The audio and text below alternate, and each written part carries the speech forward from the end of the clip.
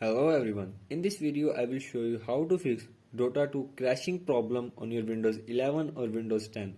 So to fix this issue, follow every step as I am showing in this video, and do not forget to subscribe this channel and also press the bell icon for the latest upcoming videos. Hope so this will fix your problem and help you a lot.